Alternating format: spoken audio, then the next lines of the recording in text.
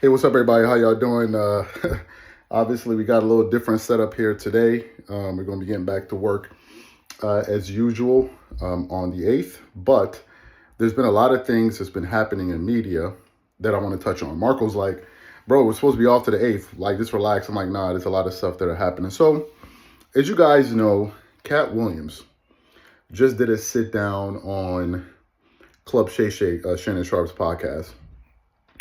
And to be totally honest with you guys, I haven't seen anything like what Katt Williams' interview, what it's doing on Shannon Sharpe's podcast. I don't think I've seen anything like that probably in the last 12 months.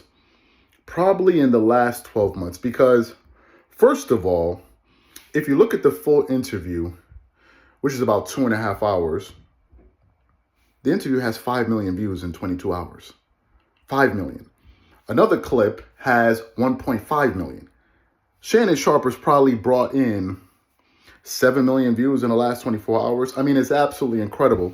And as I was listening to Katt Williams, if you know anything about Katt Williams, what you'll know is that Katt is someone that is fearless.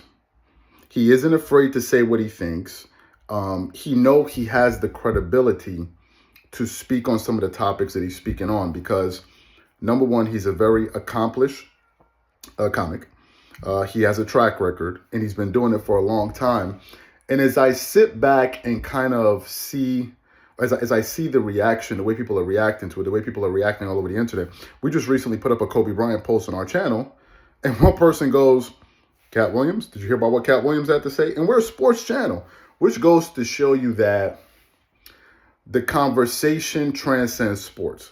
As I'm listening to Katt Williams talk and talk about various people, very esteemed people that we know, Steve Harvey, Kevin Hart, P. Diddy, Cedric the Entertainer, and so on and so forth, it made me begin to wonder, what would the sports media genre be like if people kept it as real as Katt Williams did?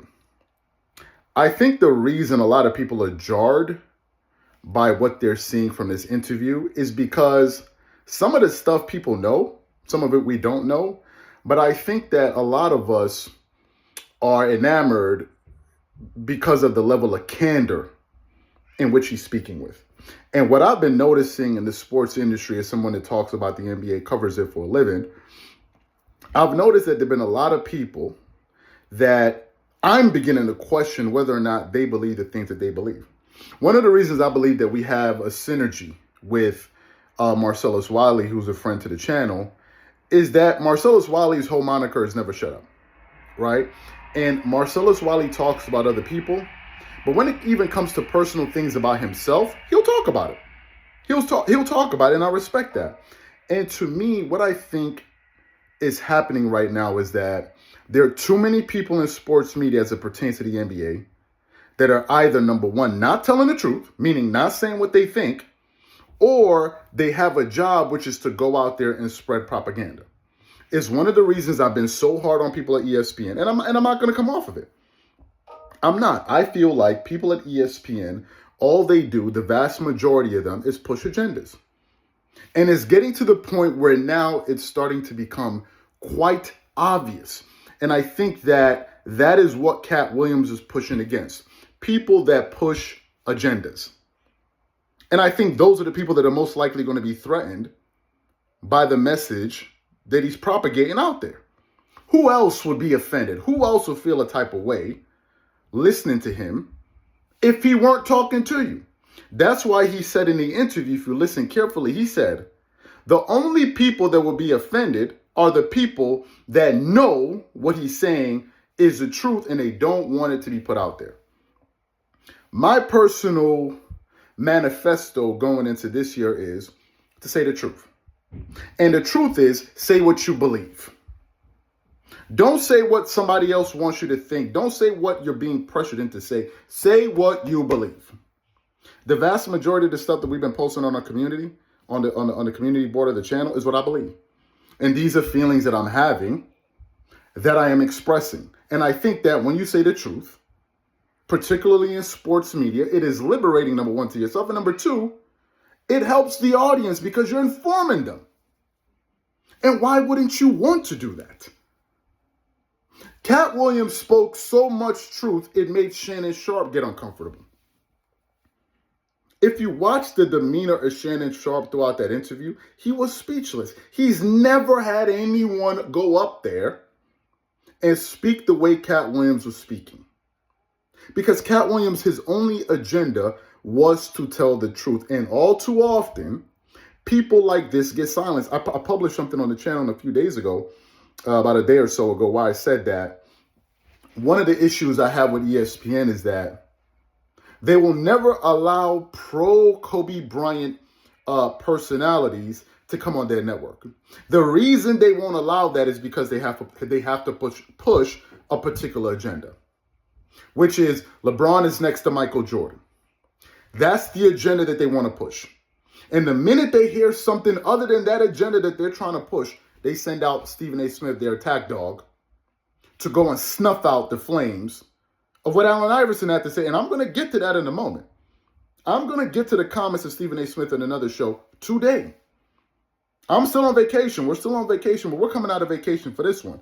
To me, I think the reason Katt Williams is creating such a stir is because we seldom hear people stand up and speak the truth in front of a microphone. And whenever we do, it becomes this moment, this seminal moment. And what would happen if people did this all the time? This is my question. What happened to all the truth tellers? What happened to all these people? Everyone is so jarred because half of them are like, did he really just say that? And they're like, yeah, he just did. And he's actually putting names on it. He's not speaking in an anonymous way. You know who I'm talking about. I'm not going to say no. Nah, he's going straight to the point and he's labeling people. This interview should serve as an example of what media should be, in my personal view. Now, you're going to piss people off along the way? Absolutely. But who cares? You're saying the bloody truth. The bloody truth. In my personal view, I believe Kobe's one of the 3 greatest players of all time, and I'm not coming off of it. It may be unpopular to people that want to push the agenda. I don't give a damn. And a lot of the people that take issue with the message that I have, they're the same ones coming to the channel every day to let me know, how upset they are. To me, this is the biggest interview Shannon Sharpe has ever had. And it ain't even close. The numbers prove it. And to me, what I like about it is based in truth and not nonsense. And people up there twerking it up, protecting each other. He was calling people out for what they are. He's like, this dude and this dude together. This dude and this dude together. And I can guarantee you, half of the stuff that Katt Williams is saying to Shannon Sharpe, he knows. Some of it he may be unaware of, but some of it he does. And in a part of him, he was talking to Shannon Sharpe as well. He was talking to him. Because Shannon Sharpe, to this day, I cannot understand. I said, I always said, and I've been saying it for the last few years, you can go look up the videos. I've said that I believe that Shannon Sharpe is going to be the biggest thing in sports media. I've been saying this. I have been saying this religiously. I said my only issues is with his LeBron James takes. Apart from that, I've always said it, but it doesn't stop me from also saying the truth. Just because I say a positive thing about you, it doesn't mean that every single thing I say about you needs to be positive. I'm not going to do it. I'm not going to do it. I don't do it for my mom. I don't do it for my father. I don't do it for my wife. I have a damn sure ain't doing it for you. I ain't doing it for you. And I'm not beholden to any of these people. I think the vast majority of his LeBron James takes are ridiculous. This is the person that was comparing, he said the only person that is ahead of Jordan is God. Right next to him is Kobe Bryant. Then all of a sudden now he's singing a different tune. Why? So I believe he was talking to people like him, who also push agendas. I'm sorry. That's what I believe. So I think Katt Williams' interview is seminal. I'm still going through. I've only got through maybe like an hour or so. I'm going to watch it in its entirety. But to me, that was a tour de force and a clinic on how to tell the truth in media. And I hope this empowers certain people in sports media to do the same. These are my thoughts, and we'll catch you guys when we get back next week. Peace.